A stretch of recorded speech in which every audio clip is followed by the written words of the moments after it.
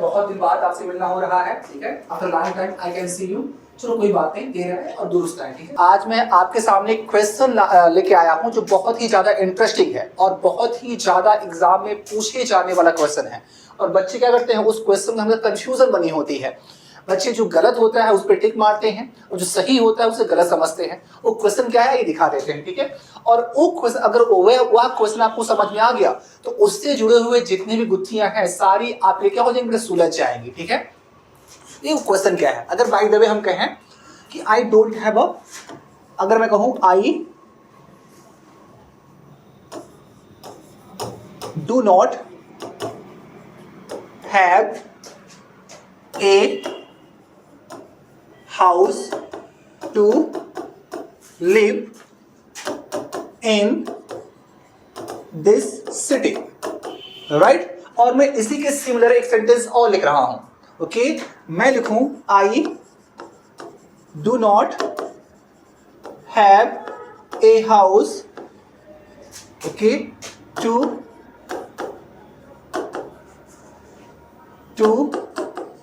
Live in this city, right. इस दोनों sentence क्या है, कम ज्यादा मोर और लेस दोनों क्या है, सेंटेंस एक ही हैं। और इसका मतलब है कि इस शहर में रहने के लिए मेरे पास घर नहीं है, ओके। अब देखिए बच्चा क्या करेगा, बच्चा इस सेंटेंस को क्या करेगा, बच्चा इस सेंटेंस को गलत मारेगा। वो उसका दिमाग से सर यहाँ पे भी इन है और यहाँ पे भी इन है, ये सेंटेंस क्या है, गलत है। बच्चा ज्यादा सोचेगा ही नहीं। इस दोजिया है, इसे मैं दे रहा हूं नंबर 1 और इसी में नंबर 2, ओके। दूसरे सेंटेंस को बिना क्या है, दूसरे सेंटेंस को पढ़ते ही बच्चा क्या करेगा, गलत कर देगा और पहले सेंटेंस को सही कर देगा, ओके। क्योंकि जो बच्चे के हिसाब से जो पढ़ने में अच्छा लगे, जो बोलने में अच्छा लगे, बच्चा टिक भी वही मारता है। लेकिन आपको ये समझना होगा ये सेंटेंस क्या है, गलत है, ओके। और क्या है, ये सेंटेंस आपका सही है। Once again look at the sentence. आपका जो सेकंड सेंटेंस है, हाँ, 2 बार बैक टू बैक इन होगा। ये सेंटेंस क्या होगा कि I don't have a house to live in this city. यहाँ पे आपको 2 बार इन लिखना होगा और दोनों की हमें क्या है, आवश्यकता है, हमें दोनों की जरूरत है। अगर एक इनको हटाते हैं सेंटेंस ही रॉन्ग हो जाएगा। अब ऐसा क्यों, इसका क्या राज है, इसका क्या रहस्य है, आइए इसको समझ लेते हैं, ओके। इस सेंटेंस को समझने के बाद इससे जुड़े जितने भी आपके क्या होंगे, कंफ्यूजन होंगे बेटा, वो दूर हो जाएंगे, ओके। आइए इसको होल्ड करता हूं, मैं आपको एक नया सेंटेंस पे ले चलता हूं समझाने के लिए, ओके। चलिए अगर मैं बात कहूं आई हैव अ बुक, अगर मैं कहूं I have a book to read, okay, to read. मैं कहूं I have a spoon to eat, okay. अब देखिए ये सेंटेंस हमारा क्या हो गया, सही हो गया। ये सेंटेंस क्या हो गया, गलत हो गया, ओके। मैं आपको उसी टॉपिक पे ला रहा हूं, आपको मैं उसी क्वेश्चन पे ला रहा हूं, ओके।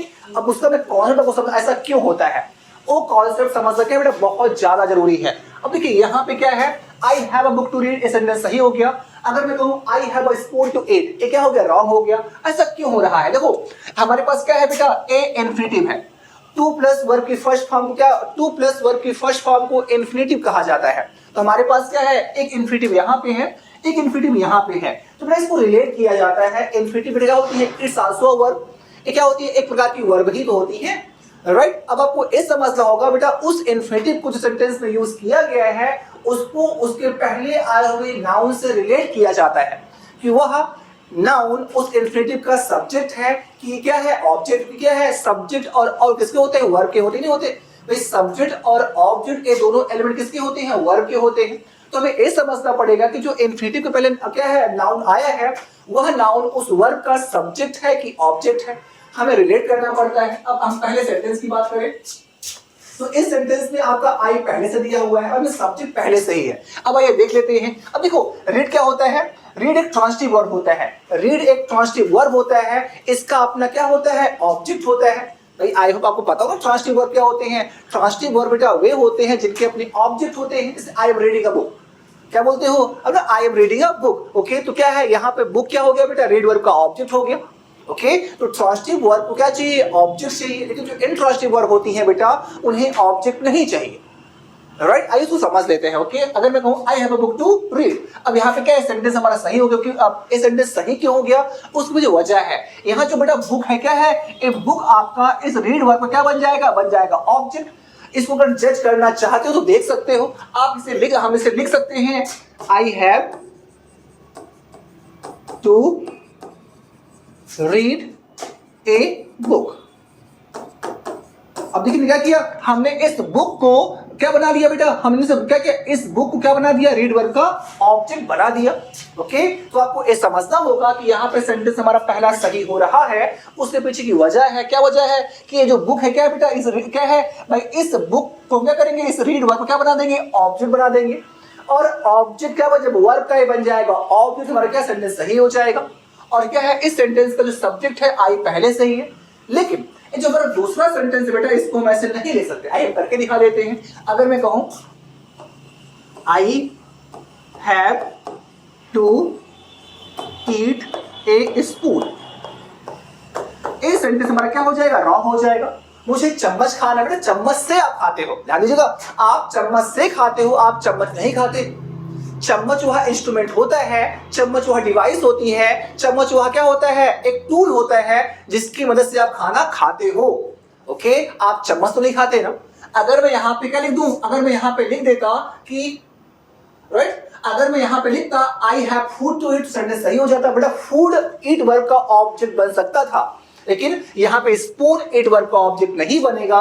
इसलिए आपको क्या लगेगा, आपको लगाना पड़ेगा प्रीपोजिशन, चम्मच से खाया जाता है, चम्मच नहीं खाया जाता। तो ये सेंटेंस क्या हो जाएगा, गलत हो जाएगा। इसका आंसर क्या हो जाएगा, इसका आंसर हो जाएगा आई हैव टू, ओके सही, इसका हो जाएगा I have a spoon to eat with. Okay, इसका आपको लिखना पड़ेगा I have a spoon to eat with. Okay, आप चाहो तो आगे और जोड़ दो। ओके, अब क्या है, अब आपका सेंटेंस सही हो जाएगा। यहाँ पे क्या है, विद आपको लिखना पड़ेगा। अब सेंटेंस हमारा क्या है, सही हो गया। ओके, अब I have a spoon to eat with सही है, but I have a spoon to eat क्या हो जाएगा, रॉन्ग हो जाएगा। इसके रॉन्ग होने की वजह क्या है कि यहाँ क्या है, एक जो क्या स्पून है बेटा, ए स्पून, हाँ यहाँ क्या है, यहाँ पे जो स्पून है बेटा, ए स्पून ईट वर्ब का ऑब्जेक्ट नहीं बन सकता। ईट वर्ब का ऑब्जेक्ट स्पून नहीं बन सकता। और क्या है, ईट वर्ब का ऑब्जेक्ट कोई फूड बन सकता है, कोई फल बन सकता है, ईट वर्ब का ऑब्जेक्ट स्पून नहीं बन सकता। ओके, आप चम्मच से खाते हो, आप चम्मच नहीं खाते, तो आपको यहाँ पे विद लिखना पड़ेगा ना। ओके, अब देखो, अब अपने ओरिजिनल सेंटेंस पे आ जाते हैं। अब आपको आई थिंक आपको सारी चीज क्लियर हो रही होगी। अब हम आपको ओरिजिनल सेंटेंस पे लाते हैं तो आपको सब समझ में आ जाएगा। ओके, आइए